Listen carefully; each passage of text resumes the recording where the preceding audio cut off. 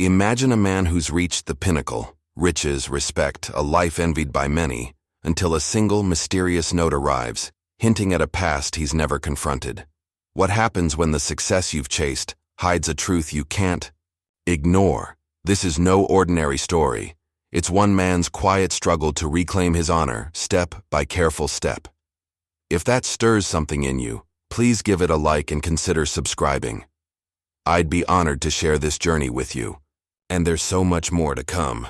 The Houston skyline stretched out like a glittering promise beyond the floor-to-ceiling windows of Thornton Energy's executive suite, 70 stories above the bustling city.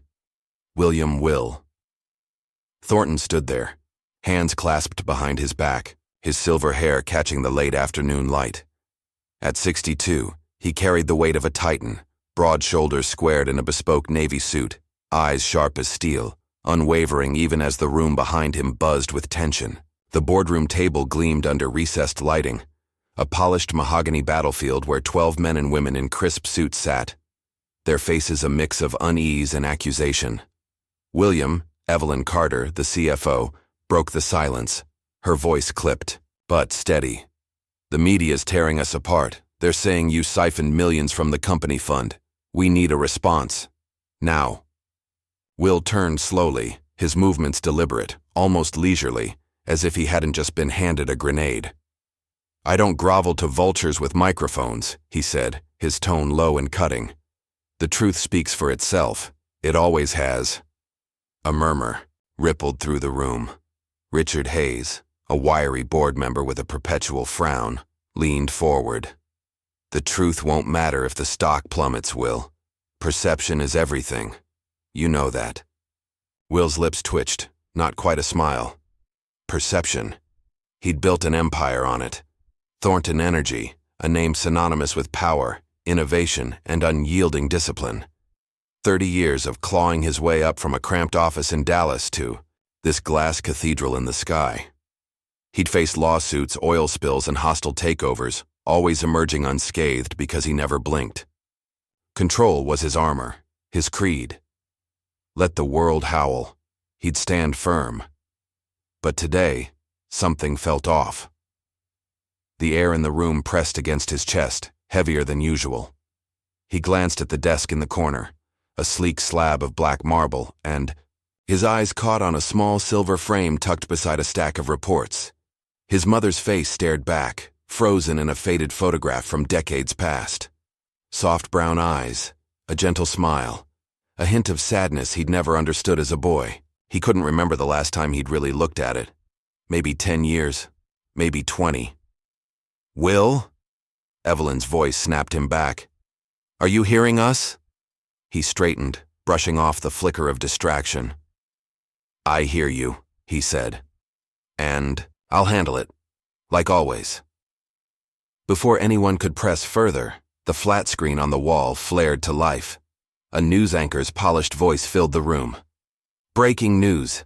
Allegations of embezzlement rock Thornton Energy. Sources claim Chairman William Thornton diverted company funds for personal gain. We go live to Daniel Pierce, former executive at Thornton, for comment." Will's jaw tightened as the camera cut to a familiar face. Daniel Pierce, 45, lean and sharp-eyed, with a smirk that could cut glass. Once a trusted lieutenant, now a venomous adversary. "Thornton's a fraud," Daniel said, his voice smooth as silk, laced with malice. "I worked with him for years. He'd sell his soul for a profit, and he probably has. The evidence is coming. Watch this space." The room erupted. "Turn it off," Will said, his voice a quiet blade slicing through the chaos. The screen went black, but the damage lingered like smoke. Evelyn's eyes widened. "Daniel Pierce? He's behind this?" "Seems so," Will replied, folding his arms. A ghost from the past with a grudge. He remembered Daniel, brilliant, ambitious, but reckless.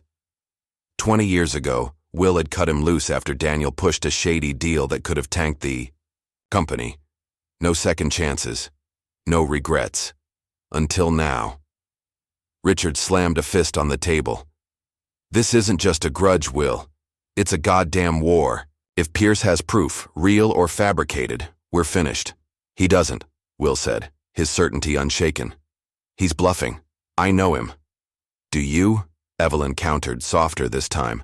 "Because the man I just saw looks like he's been waiting for this moment." Will didn't answer. He walked to the window, staring out at the city he'd conquered. Below, headlights snaked through the dusk, a silent pulse of life he rarely touched. He'd always thrived up here, above the fray, untouchable. But Daniel's words gnawed at him, not the accusation but the venom behind it. What had he missed? The board meeting dragged on, voices rising and falling like a storm he tuned out. He stayed silent, letting them argue, his mind drifting back to that photo. His mother, Clara, had been a quiet woman, a widow who'd raised him alone after his father died in a rig accident. She'd worked 2 jobs, seamstress by day, waitress by night, to put him through school. He'd repaid her with success, hadn't he? A house, a trust fund, a comfortable life until she passed. Yet he'd rarely visited, too busy building this. "Will, we need a plan," Richard said, pulling him back. "Tomorrow or the stock dives." "I'll address it," Will said, turning to face them. "Privately, no circus. We clear?" They nodded, reluctant but obedient. As the room emptied, Will sank into his leather chair, the weight of the day settling into his bones. He reached for the photo, brushing a thumb over the frame. Clara's eyes seemed to follow him, a mute question he couldn't answer. The door clicked open. His assistant Laura stepped in, a slim envelope in her hand. "This came for you, sir." "No sender." Will took it, frowning. The paper was plain, unremarkable. He tore it open, revealing a single line, in neat, unfamiliar handwriting. "Ask your mother about Maggie." His pulse quickened. Maggie? The name meant nothing. No colleague, no relative, no memory. His mother was gone, buried in a quiet cemetery outside Austin. What game was this? Another of Daniel's tricks? He set the note down, staring at it as the city lights blinked on outside. The accusation, the photo, the letter. They tugged at something deep, a thread he'd long ignored. For the first time in years, Will felt the ground shift beneath him, not from Daniel's attack, but from a whisper of doubt. Who was Maggie? And why did her name feel like a crack in his carefully built world? He leaned back, closing his eyes. Control. He'd find the truth. Face pierce. Silence the rumors. He always did. But as the silence stretched, Clara's face lingered in his mind, and with it, a question he couldn't shake. What had he traded for this view? The drive to the outskirts of Houston felt longer than Will Thornton remembered. The city's neon glow faded into a patchwork of quiet streets and sagging fences as his sleek black sedan rolled toward the old family estate.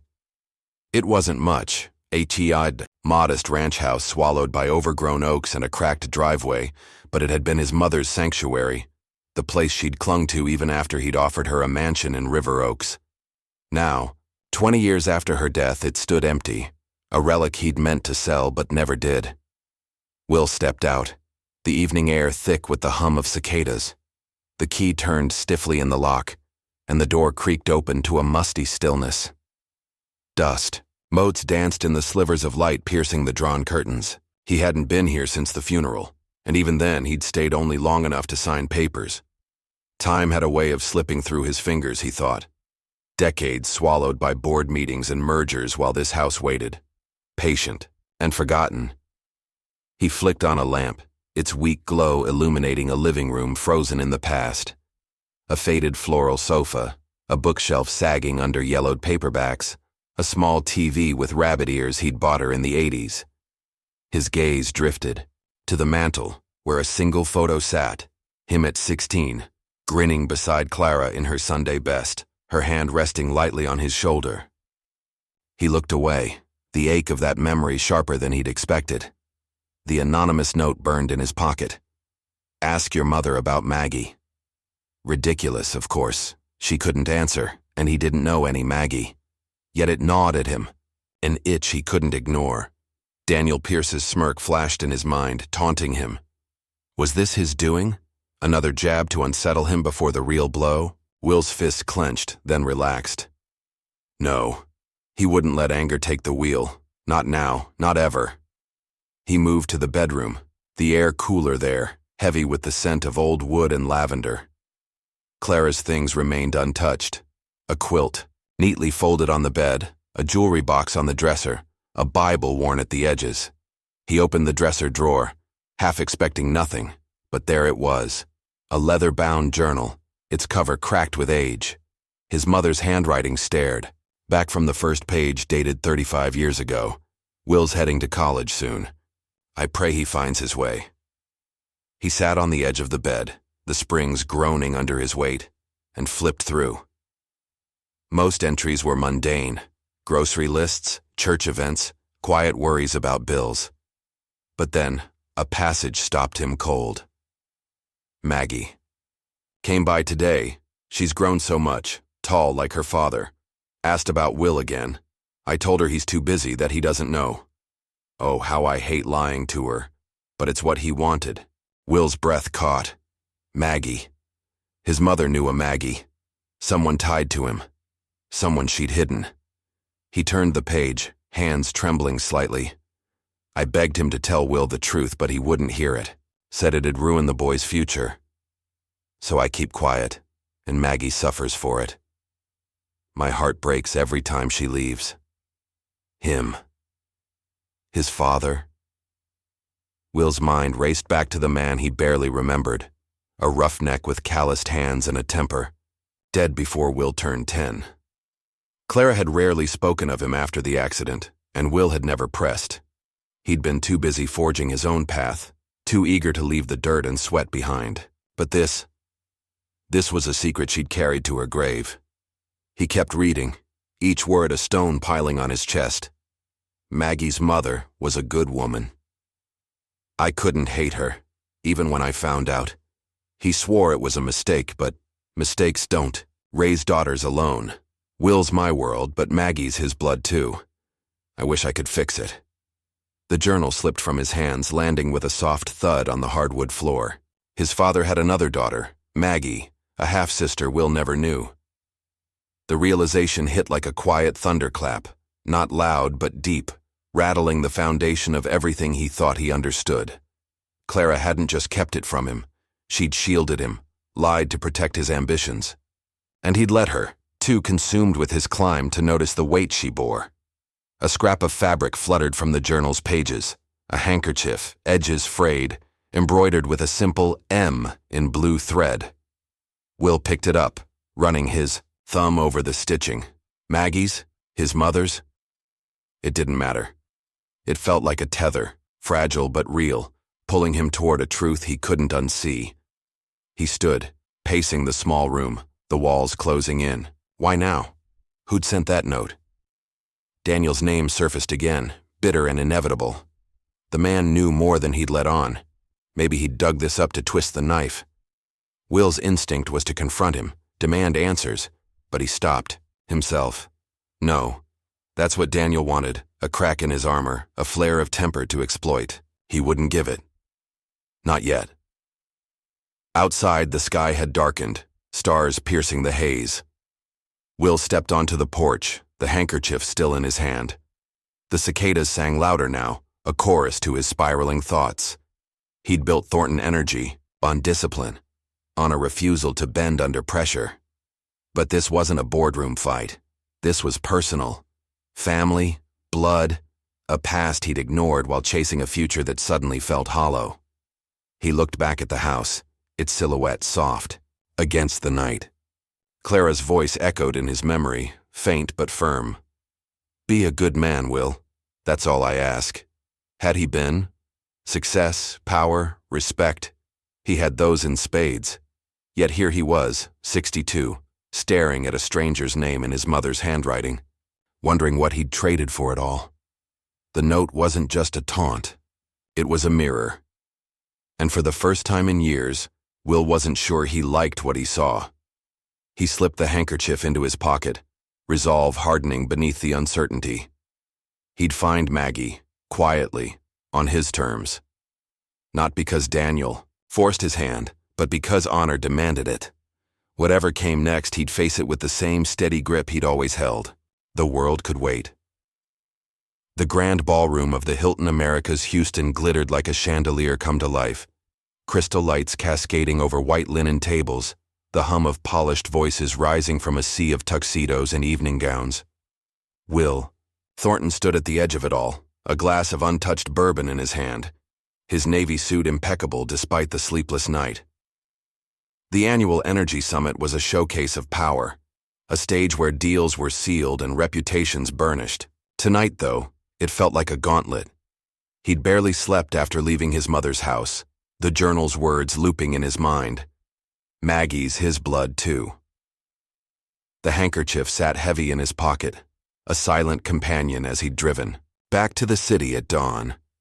He hadn't found Maggie yet, no address, no trace beyond Clara's faded ink. But he would, quietly, methodically. That was his way. For now, he had a different fire to face. "William," a voice called, bright and insistent.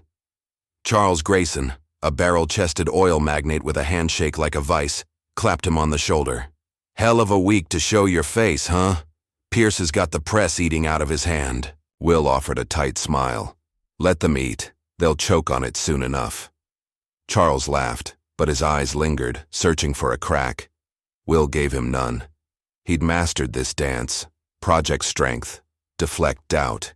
Even as Daniel, Pierce's accusations gnawed at him, he stood taller, his voice steady when he spoke.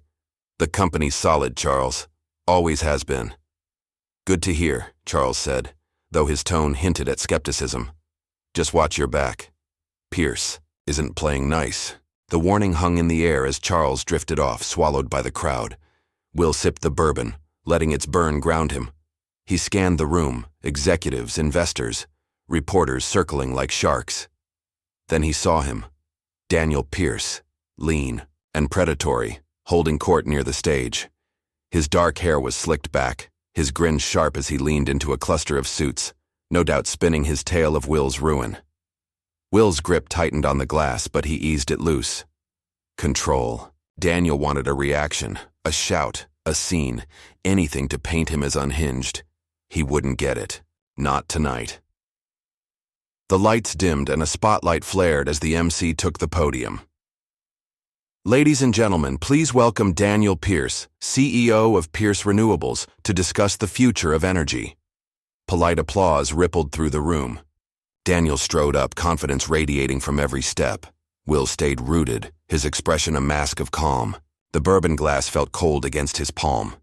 "Thank you," Daniel began, his voice smooth, almost musical. "It's an honor to stand here among leaders, true leaders, who value integrity over greed." A pause, deliberate and cutting. Sadly, not everyone in this room can say the same. A murmur swept the crowd. Eyes darted toward Will, who didn't flinch. Daniel's gaze locked on him, a predator sizing up prey. "Take Thornton Energy," he continued, his tone mock casual. "A legacy built on innovation, or so we thought. Recent evidence suggests it's more about creative accounting. I've seen the numbers, folks. They don't lie." The room buzzed louder now, whispers sharpening into speculation. Will felt the weight of every stare, but he held steady, his pulse even. He could have stormed the stage, called Daniel a liar, to his face. The old Will might have, but that was a younger man, less tempered, less wise. He'd learned long ago that dignity wasn't loud. It was unshakable. "Care to respond, Thornton?" Daniel said, turning the mic toward him with a taunting grin. "Or do you prefer silence when the truth hits?" A hush fell. Will set his glass on a passing waiter's tray, slow and deliberate, then stepped forward. The spotlight caught him, casting his shadow long across the floor. "You want to fight, Pierce?" he said, his voice low, resonant, slicing through the tension. "I'll give you one, but I don't need a stage or a microphone. Facts win, not theatrics. You'll see, soon enough." A ripple of approval moved through the crowd, some nods, a few claps. Daniel's smile faltered, just for a second, but Will caught it. "Good." Let him squirm. He turned to leave the spotlight, but a figure near the back stopped him cold. A woman, 60-ish, her gray hair pulled into a neat bun, her dress simple amid the sea of sequins. She stood alone, hands clasped, watching him with eyes that pierced through the noise. Something about her tugged at him, familiar, yet distant. Maggie. No, he didn't know her face. But those eyes. Mr. Thornton. A reporter broke his trance, shoving a recorder in his path as he headed for the exit. What about the rumors? Of a secret family? A child out of wedlock? Will paused, the question a jolt against the memory of Clara's journal. His instinct was to snap, to shove the man aside, but he caught himself. Breathe. Control. No comment, he said, firm but even, brushing past without a glance. Outside, the night air hit him like a slap, cool and crisp. He leaned against the hotel's marble wall, the handkerchief pressing against his thigh through the fabric. Daniel's stunt had been a calculated blow, public, personal, designed to unravel him. And now this reporter, digging into shadows Will hadn't yet mapped. A secret child? Ridiculous. But Maggie wasn't a child. She was his sister, hidden by a father's shame and a mother's silence. The woman from the crowd lingered in his mind. Those eyes, steady, knowing, like Clara's when she'd scolded him as a boy. Could it be her? He hadn't found an address, a photo, anything concrete. Yet there she'd stood, a quiet witness to his public trial. His phone buzzed. Evelyn, no doubt, with damage control plans. He ignored it. The summit's roar faded behind the glass doors, leaving him with the hum of traffic and his own thoughts. Daniel thought he'd won this round, humiliated him before the world. Let him think it. Will knew better. Honor wasn't a headline or a stock price. It was deeper, forged in choices no one saw. He straightened, slipping a hand into his pocket to touch the handkerchief. Maggie was out there, and so was the truth. He'd face Pierce, the press, the board, but first, he'd find her, not to prove a point, but because he owed it to Clara, to himself. The night stretched ahead, and Will walked into it chin high, resolve unbroken. The sun hung low over the Brazos River, painting the water gold as Will Thornton's sedan eased down a gravel road an hour west of Houston. He'd spent the morning sifting through old records, tax filings, obituaries, anything tied to his mother's journal, until a name surfaced. Margaret Evans, listed as a retired teacher in a small town called Richmond. No phone number, just an address. It was a thin thread, but it was enough. The house came into view. A weathered clapboard cottage perched on the riverbank, its porch sagging under the weight of time. A lone oak shaded the yard, its branches swaying in the late afternoon breeze. Will parked, stepping out into air thick with the scent of damp earth and honeysuckle. His polished shoes crunched on the gravel, a stark contrast to the simplicity around him. He'd faced boardrooms and billion-dollar deals, but this felt different, personal, unguarded, a step into a past he'd never claimed. He knocked, the sound hollow against the faded green door. A moment passed, then it creaked open, revealing the woman from the summit. Up close, she was unmistakable. 60-ish, gray hair pulled into a loose bun, her face lined but strong. Her eyes, a deep hazel like Clara's, widened briefly before settling into a calm, assessing gaze. She wore a plain cotton dress, a far cry from the sequined crowd he'd left behind. "Margaret Evans?"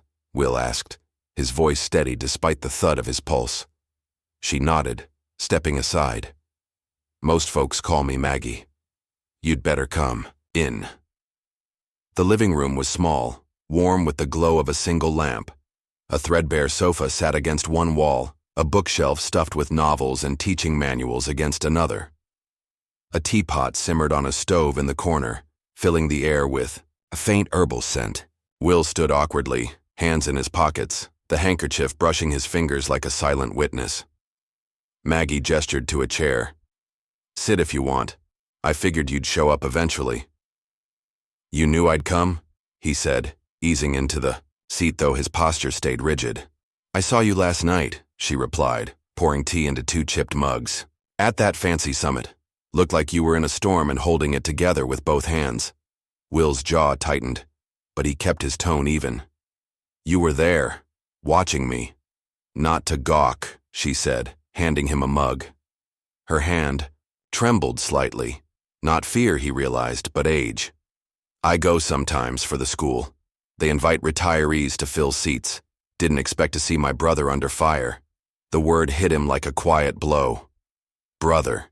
He'd suspected it since. The journal braced himself for it, but hearing it aloud was different, raw, undeniable. He set the mug down, untouched. You're Maggie. Clara's Maggie. Her lips curved, a faint, bittersweet smile. She ever talk about me? Not once, he admitted, the truth bitter on his tongue. I found her journal. She wrote about you, about our father, said he didn't want me to know. Maggie nodded, settling onto the sofa with a sigh. He didn't. Neither did she at first. I was 5 when he left my mother. Your dad's mistake, she called it. She was the maid, see? Worked for your folks till I came along and made things messy. Will leaned forward, elbows on his knees, eyes locked on hers. Why didn't she tell me? After he died, why keep it buried?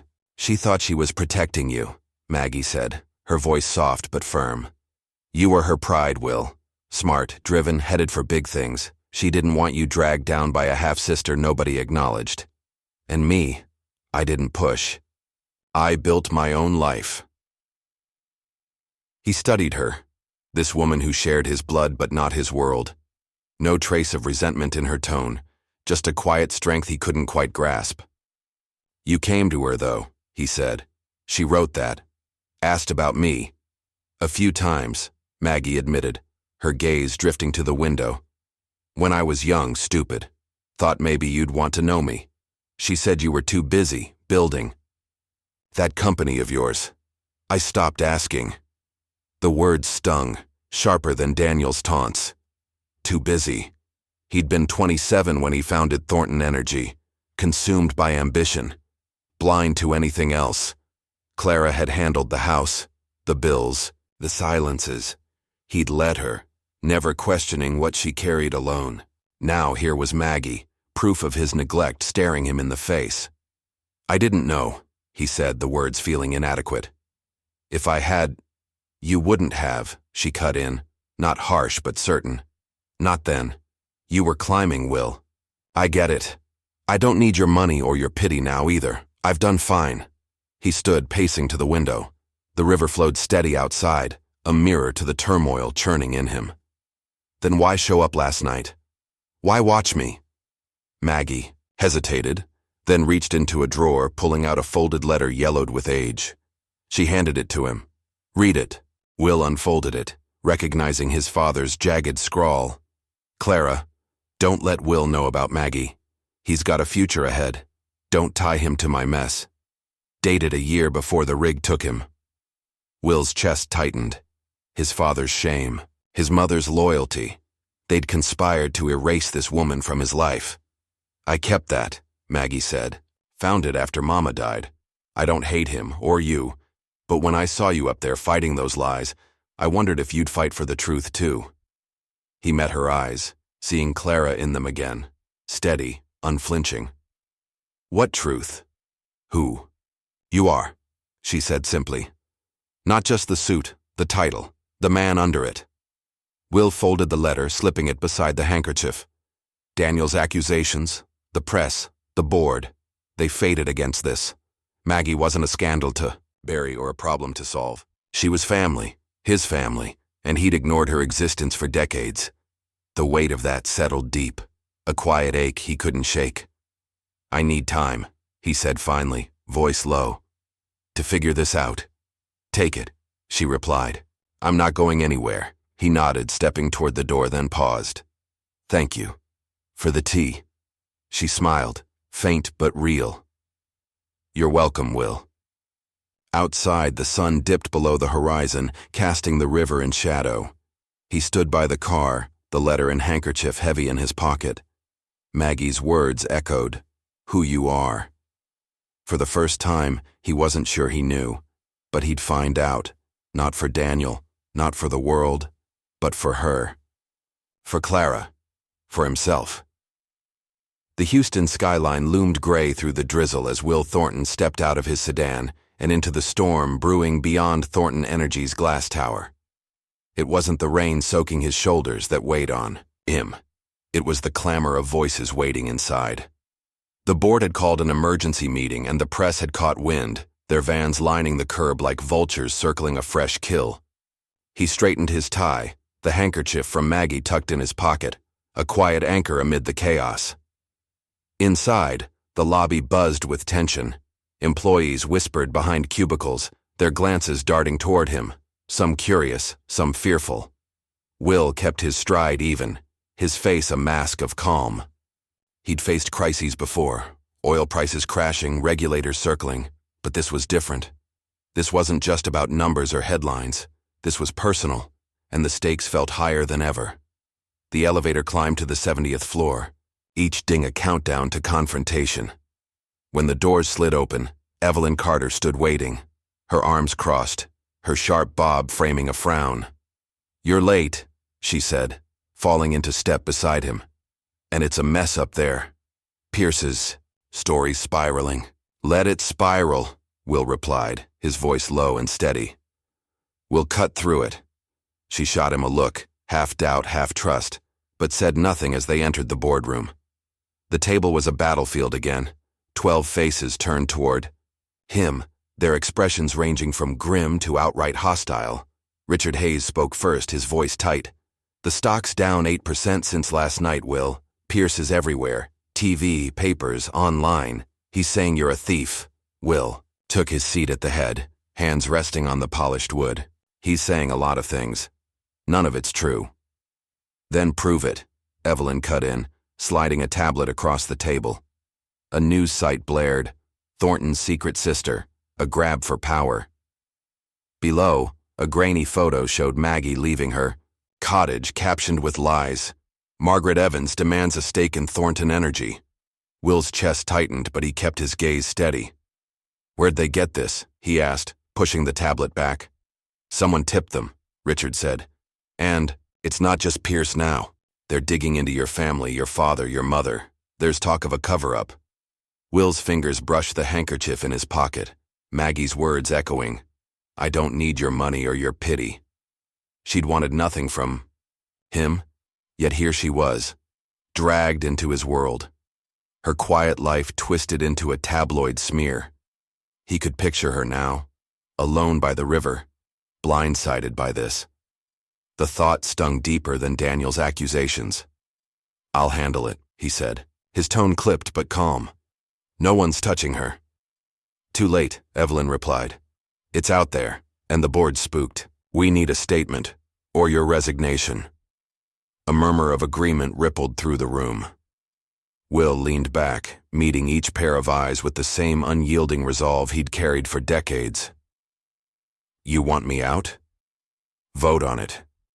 But I built this company with my hands. I'm not running from lies." Before they could respond, his phone buzzed, a news alert. He glanced down, and the headline hit like a punch. "Pierce doubles down. Thornton's a fraud and a deadbeat."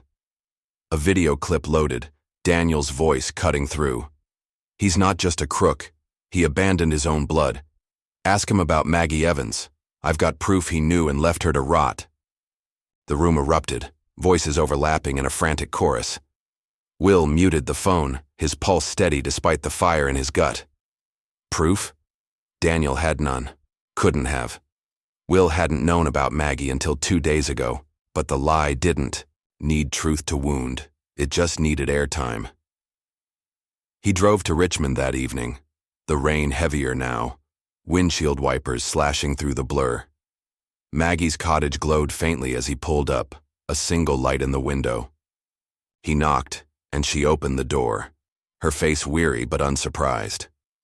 "Saw the news," she said, stepping aside. "Figured you'd come." Inside, the air smelled of chamomile tea, a pot simmering on the stove. She poured a cup, her hand steady this time, and slid it across the kitchen table. "They're saying I want your money," she said, her voice dry. "Funny since I've never asked for a dime." It's Pierce, Will said, sitting across from her. He's twisting it, using you to get to me. She nodded, stirring her tea with a slow, deliberate motion. He's good at that, but I don't care what they say about me. I've lived through worse. Will's jaw clenched, but he kept his tone level. I do. You shouldn't be in this. Maggie looked up, her hazel eyes piercing. Then why am I? You didn't know me, Will. Fair enough. But you're here now. What's it mean? He didn't answer right away, the question sinking deep. He'd come to warn her, to shield her from the storm he'd unleashed. But it was more than that. She was his sister, his blood, and every lie Daniel slung at her cut him too.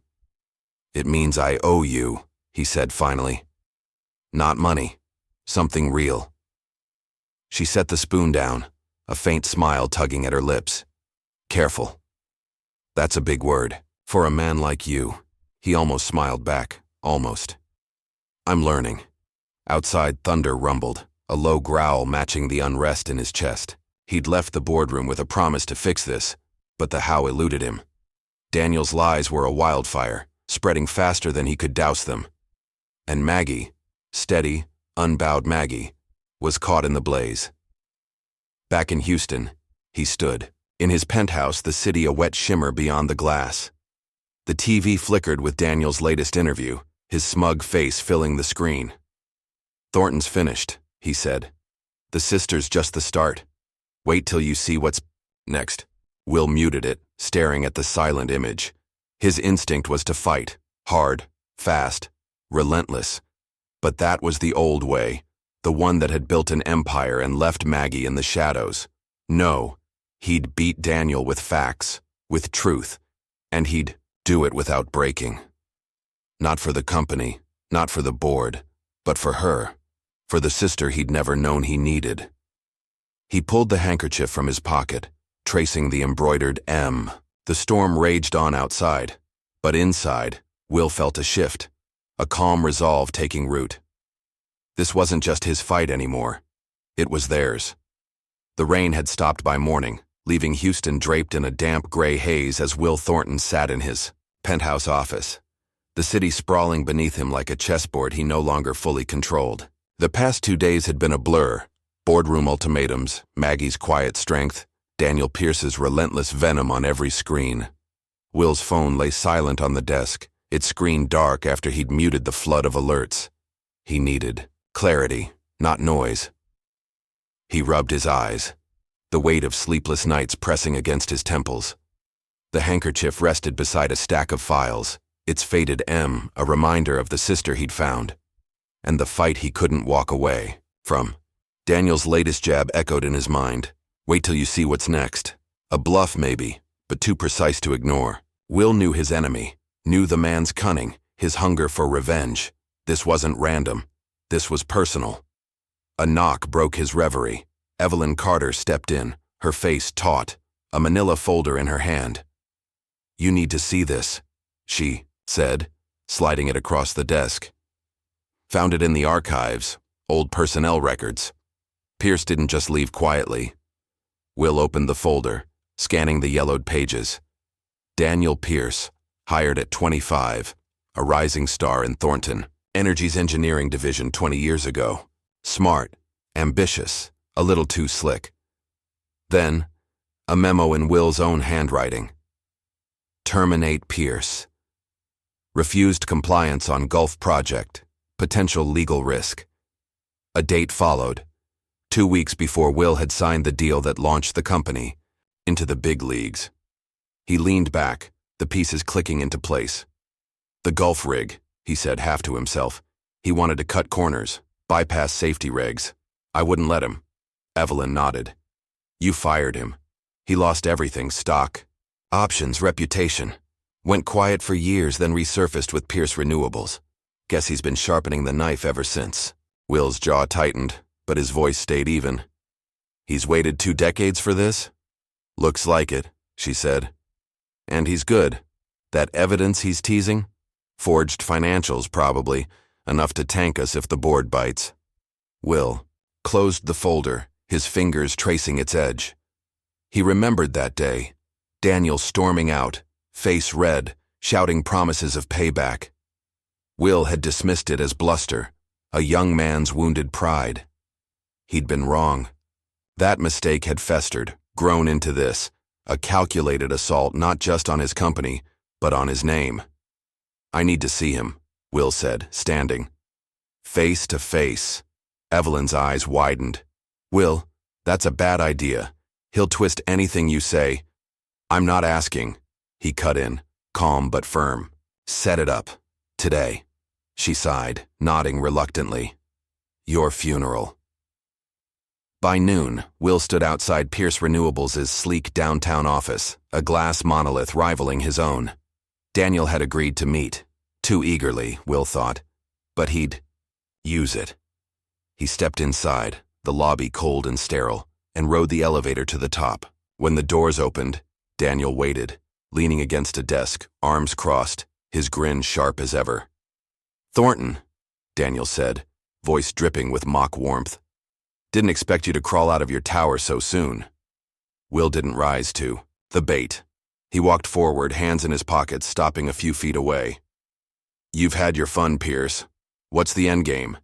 Daniel straightened, circling like a shark. "Fun? Oh, this is justice, Will.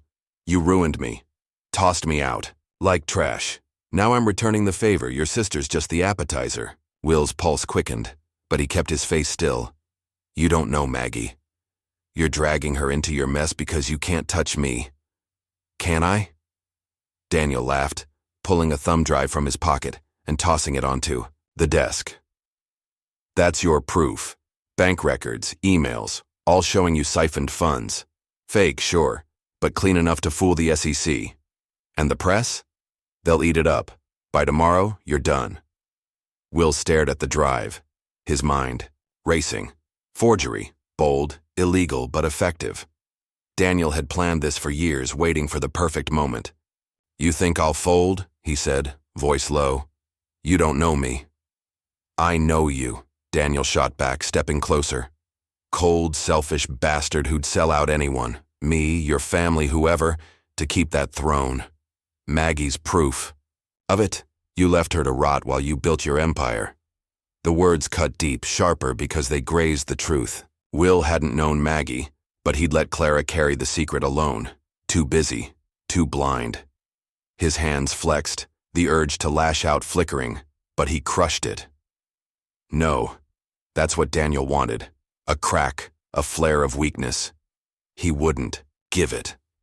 "You're wrong," Will said, meeting Daniel's gaze. "About her. About me. You want a war? You'll get one. But I don't need to stoop to your level to win." Daniel smirked. "Big words. Let's see how they hold up when the world turns on you." Will turned to leave, but Daniel's voice stopped him. "One more thing. I dug up Maggie myself. Took years, but I found her. Your father's dirty little secret right under your nose. How's it feel knowing I got there first?" The twist hit like a punch. Daniel had known about Maggie all along, weaponized her before Will even opened that journal. His stomach churned, but he kept walking, shoulders square. "Enjoy your game, Pierce," he called back, voice steady. "It's all you've got." Outside, the air felt heavier, the city's hum a distant roar. Will climbed into his car, slamming the door harder than he meant to. Daniel's revelation burned. Maggie wasn't just a pawn. She'd been a target. Hunted by a man Will had underestimated. He pulled out his phone, dialing Maggie's number, the one she'd given him by the river. "Will?" Her voice crackled through, calm but tired. "What's wrong?" "Pierce," he said, gripping the wheel. "He's the one who found you, fed the press. He's coming harder now." A pause, then a sigh. "I figured it was something like that." "Don't let him pull you down, Will. He's not worth it." "He's not," Will agreed, his resolve hardening. "But you are." He hung up, staring at the thumb drive's shadow in his mind.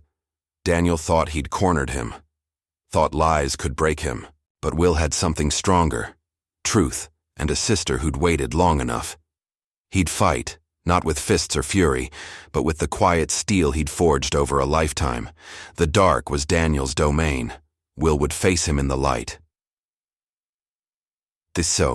Press room at Thornton Energy's headquarters buzzed like a hive on the brink of collapse. A swarm of cameras, microphones, and restless reporters packed wall to wall. Will Thornton stood backstage, the hum of anticipation seeping through the curtain, his navy suit pressed but his shoulders carrying a weight no one could see. It was noon, 3 days after Daniel Pierce's thumb drive threat, and the world was watching, waiting for him to crack or conquer. He'd spent the night preparing, not with lawyers or PR scripts, but alone, sifting through the forged financials Evelyn had cracked open, a meticulous web of lies tracing back to Daniel's hand. The truth was his weapon, sharp and ready, but it wasn't just about the company anymore. Maggie's face lingered in his mind, those steady hazel eyes by the river, her voice on the phone. Don't let him pull you down. This was for her too. Evelyn appeared beside him, tablet in hand, her voice low. You sure about this, Will? No notes, no team, just you? Pierce will be watching every word. Let him, Will said, adjusting his cufflinks with a calm that belied the storm inside. He's had his turn. Now it's mine. She nodded, a flicker of respect in her eyes, and stepped back as the stage manager signaled. Will took a breath, the handkerchief in his pocket a quiet tether, and walked out. The room erupted, flashes blinding, voices shouting over each other. Mr. Thornton, is it true? What about the embezzlement? Who's Maggie Evans? He raised a hand, and the noise stilled, a testament to the presence he'd honed over decades. The spotlight burned hot against his skin, but he stood tall, gaze sweeping the crowd. I'm here to set the record straight, he began, his voice low, resonant, cutting through the chaos like a blade. You've heard a lot lately.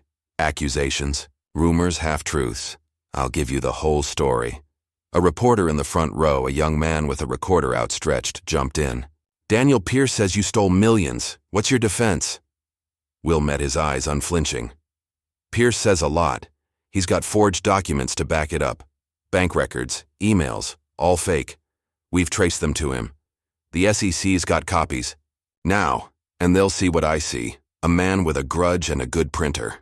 A ripple of gasps and murmurs spread. Will pressed on, his tone steady but edged with steel. 20 years ago, I fired Daniel Pierce from Thornton Energy. He wanted to cut corners, risk lives for profit. I wouldn't let him. He's been waiting to hit back ever since. This is it, his revenge, dressed up as justice. The room buzzed. Louder, cameras whirring. A woman near the back shouted, What about Margaret Evans? Pierce says you abandoned her. Will's chest tightened, but he didn't waver. Maggie's name in their mouths felt like a violation. Yet he'd known this was coming. He could have dodged, spun a vague denial. Instead, he chose the truth. Raw, unfiltered. Maggie Evans is my sister, he said, the words landing like stones in still water. My half-sister. I didn't know her growing up. My father kept her a secret, and my mother honored that. I found out 3 days ago, from her own words, in a journal she left behind. The silence was deafening, every eye locked on him. He continued, voice softening but firm. Maggie's not after my money or my company. She's never asked for anything. Pierce dragged her into this to hurt me, used her like a pawn because he couldn't beat me fair. That's the kind of man he is. A murmur of disbelief rolled through, then a voice piped up. So you're admitting negligence? Abandoning? Family? Will straightened, the question a barb he'd expected. I didn't abandon her, he said. I didn't know her. That's on me, on a life too busy to see what mattered. But I'm here now, and I won't let lies tear her down, or this company. He paused, letting the weight settle. Thornton Energy stands because we do what's right, not what's easy. Pierce wants you to doubt that. He's betting I'll break, lash out, prove him right. He's wrong. I don't need to shout or swing to win. The truth's enough, and it's all I've got. The room exploded, questions flying, shutters, clicking. But Will stepped back, nodding to Evelyn to take over. He slipped behind the curtain, the roar fading as he leaned against the wall, exhaling a breath he'd held too long. His phone buzzed. Daniel. A single text. Nice try. You're still done. Will's lips twitched, not quite a smile. Let him gloat. The SEC would shred his fakes and the press would turn. Slowly, but it would. He'd planted the seed. An hour later, he sat in his office, the city a muted glow beyond the glass. The TV flickered on, muted, showing analysts dissecting his words. Then a knock. Evelyn again, her face grim. The board voted, she said. 6-6. You're out, Will. Effective tomorrow. He nodded, unsurprised. They spooked? Panicked, she corrected. Stock's still dropping. They think you're a liability now. He leaned back, the chair creaking under him. He'd built this place, every bolt, every deal, and they'd cut him loose. It should have stung, but it didn't. Not like he'd thought. They'll see, he said. When Pierce falls, they'll see. Evelyn hesitated, then softened. You did good out there. Classy. Not many could have pulled that off. He shrugged, a faint smile breaking through. Had to. She left, and Will pulled the handkerchief from his pocket, tracing the M. He'd lost the chair, the title, trappings he'd once lived for. But standing in that spotlight, owning the truth about Maggie, about himself, that felt heavier, truer. Daniel had wanted him broken, humiliated. Instead, Will had stood tall, not with fists or fury, but with something stronger, dignity. His phone rang. Maggie's number, he answered, her voice crackling through. Saw you on TV, she said, quiet but warm. You didn't have to do that. Yeah, he said, leaning forward, elbows on the desk. I did. A pause, then a soft laugh. Stubborn, huh? Always, he replied, and for the first time in days he felt light. The storm wasn't over, Daniel wouldn't stop, and the company might not recover. But Will had faced the fire, held his ground, and kept his honor intact. That was enough for now. The Houston skyline faded into a soft blur as Will Thornton drove west, the city's hum giving way to the open hum of the freeway. It was a week since the press conference, a week since he'd walked away from Thornton Energy, the board's vote still ringing in his ears. The penthouse office was empty now, his desk cleared, his title stripped. Yet the weight he'd carried, for days felt lighter, replaced by a purpose he hadn't known he needed. He gripped the steering wheel, the handkerchief in his coat pocket a silent companion. Maggie's voice from their last call echoed, You didn't have to do that. But he had, for her, for Clara, for the man he was finally starting to see in the mirror. The news had shifted since his stand. Daniel Pierce's forged documents unraveled under SEC scrutiny, his smug grin fading from the headlines. Thornton Energy teetered, but Will's fight had bought it time. That wasn't his battle anymore. The I. Sign for Richmond loomed ahead, and he turned off, the road narrowing to gravel as the Brazos River came into view. Maggie's cottage waited, its weathered charm unchanged, a single light glowing through the window. He parked, stepping out into the cool evening air, a thin briefcase in hand. Not the polished leather of his corporate days, but a battered, one he'd dug from storage, filled with something new. She opened the door before he could knock, her gray bun loose, her hazel eyes sharp but warm. Will, she said, stepping aside. Twice in a week, people'll start talking. Let 'em, he replied, a faint smile tugging at his lips as he stepped inside. The air smelled of chamomile again, a teapot simmering on the stove, but there was a tension in her posture, wary, curious. She gestured to the table. Sit. Tea? He nodded, setting the briefcase down. Please. She poured 2 cups, her hands steady as she slid one across to him. Saw the news, she said, settling opposite. They're saying Pierce is done. Some fraud charge. You pulled it off, not me, Will said, sipping the tea, its warmth grounding him. The truth did. I just gave it a voice. Maggie studied him, her spoon clinking softly against the mug. Lost your company, though. That hurt? He leaned back, considering. A month ago, it would have gutted him. Thornton Energy was his legacy, his proof to the world. Now? It's a thing, he said finally. A big one, sure, but it's not everything. Not anymore. Her brow lifted, but she didn't press. Instead, she sipped her tea, waiting. Will took the silence as his cue, reaching for the briefcase. Got something for you, he said, unlatching it. He pulled out a folder, sliding it across the table. Take a look. Maggie opened it, her eyes scanning the pages. Legal documents, bank statements, a letterhead reading Clara Thornton Foundation. She frowned, flipping to the summary. A trust fund, seated with half his personal fortune, dedicated to education for underprivileged kids. Her frown deepened. What's this? A start, Will said, his voice low but firm. I sold my shares, most of them. Stepped away clean. This is what's left. It's for schools, teachers, kids like you used to help. Named it for her, for Mama. Maggie's hand paused mid-page, her breath catching. Will, I'm not done, he cut in, gentle but resolute. He pulled out a second sheet, a deed. That cottage you're in, it's yours now. Paid off, no strings. And there's a stipend. Enough to live on, fix the place up. You don't have to take it, but it's there. She set the papers down, her eyes glistening but steady. I told you I don't need your money. I know, he said, meeting her gaze. This isn't pity, Maggie. It's not even charity. It's what's right, what I should have done years ago if I'd known you were out here.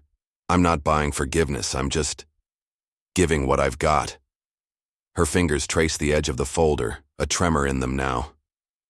You didn't have to lose everything to do this. Didn't lose everything, he corrected, a quiet strength in his tone. Lost a title, a desk, kept what matters. She looked up, searching his face, Clara's eyes, sharp and knowing. And what's that? You, he said simply. Family. Took me too damn long to figure it out. Maggie's lips parted, then closed, a rare crack in her composure. She pushed the folder back toward him. I can't take this, Will. It's too much. He pushed it back softer this time. It's not for you to carry alone. It's for her. For all the kids she wanted to help like you did. I'm not asking you to want it. I'm asking you to let me do it. A long silence stretched between them, the teapot's faint whistle the only sound. Then Maggie nodded, slow and deliberate, a tear slipping down her cheek. Stubborn as hell, she muttered, a shaky laugh breaking through.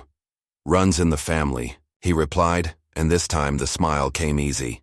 Later, he stood on her porch, the river glinting under a crescent moon. She'd insisted he stay for dinner, simple stew, bread from the oven. And they'd talked not about money or companies, but about Clara. Her laugh, her quiet faith, the way she'd hum while sewing. Small things, real things, stitching a bond he hadn't known he'd missed. As he walked to the car, Maggie called after him. Will? He turned and she stood in the doorway, the folder in her hands. Thank you. For her. He nodded, throat tight. For us.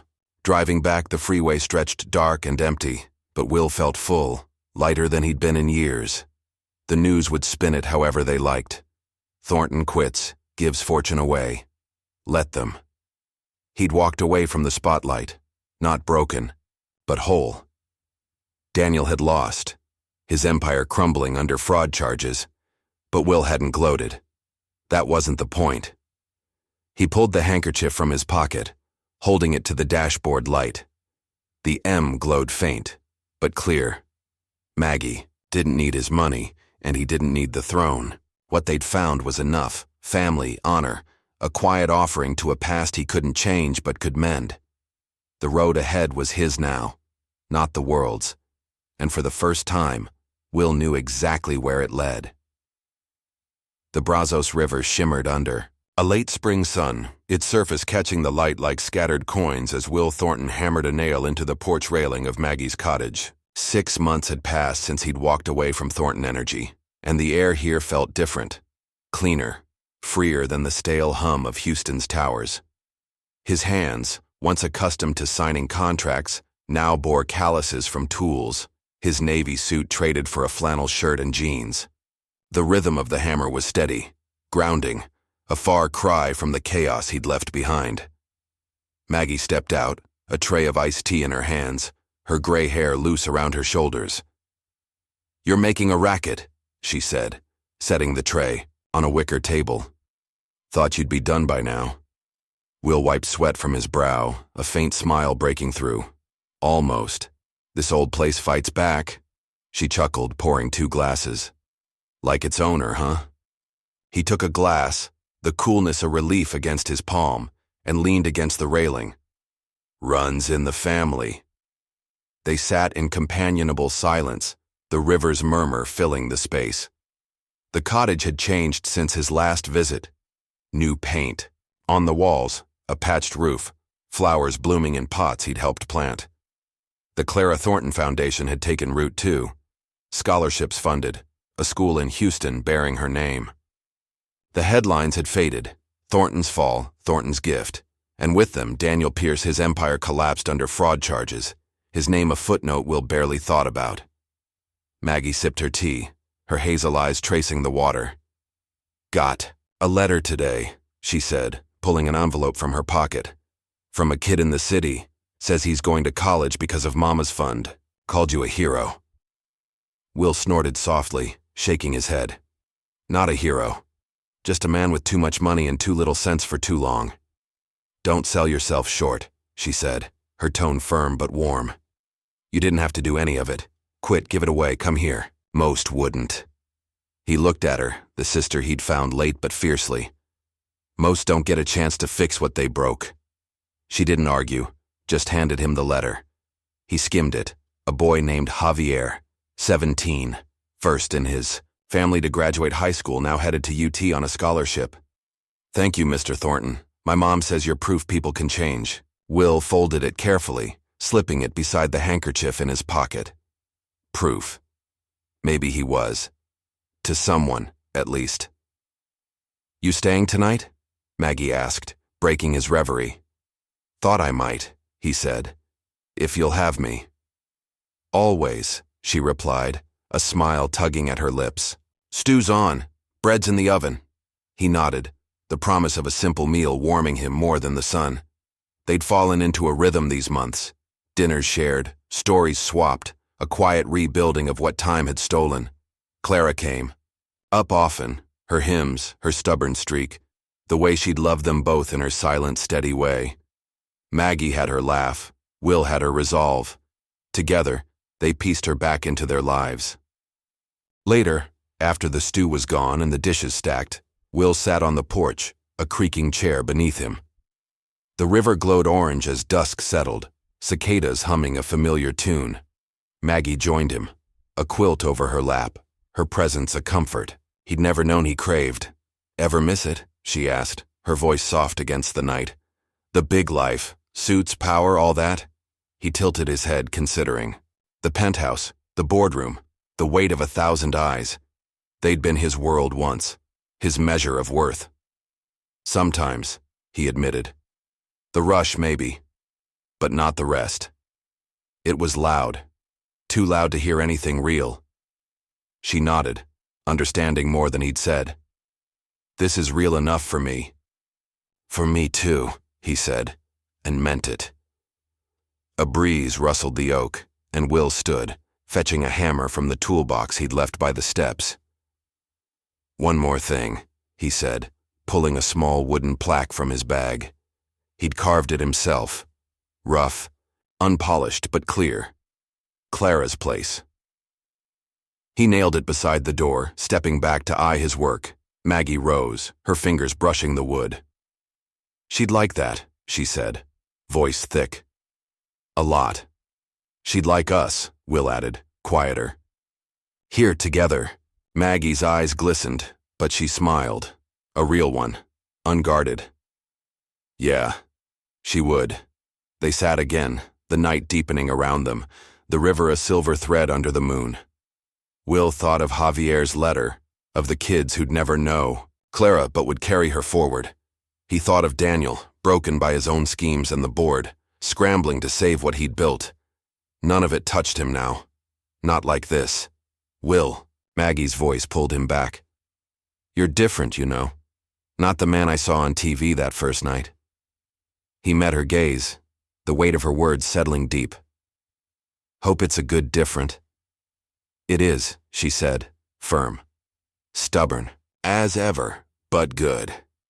He laughed, a rare, full sound, and leaned back, the chair creaking under him. The world had moved on, the spotlight dimmed, but here by the river a new light burned, not fame, not power, just family, mended slow and sure. He'd lost an empire, but he'd gained this, Maggie's laugh, Clara's memory, a life he could hold in his hands. The next morning, as he drove away, the cottage shrank in the rear view, the plaque a small, proud mark against the green door. The radio crackled, some analyst praising the foundation's impact, but Will turned it off. He didn't need their words. Javier's letter, Maggie's smile, the river's quiet. They were enough. Honor wasn't a headline or a throne. It was here, in the choices he'd made, the bridges he'd rebuilt. The road stretched ahead, simple and true, and Will followed it home. Picture him now, months later, far from the glass towers, hammer in hand, fixing a porch by a river, the weight of wealth traded for the warmth of family he never knew he had. The world moves on, headlines fade, but he's found a light that no fortune could buy. A sister's smile, a mother's memory, a legacy of kindness carved in small, steady acts. It's not the ending he planned, but it's the one he earned. Want to see how he got there? Please like this video and subscribe. I'd love for you to join me as we explore these stories of honor and heart, one chapter at a time.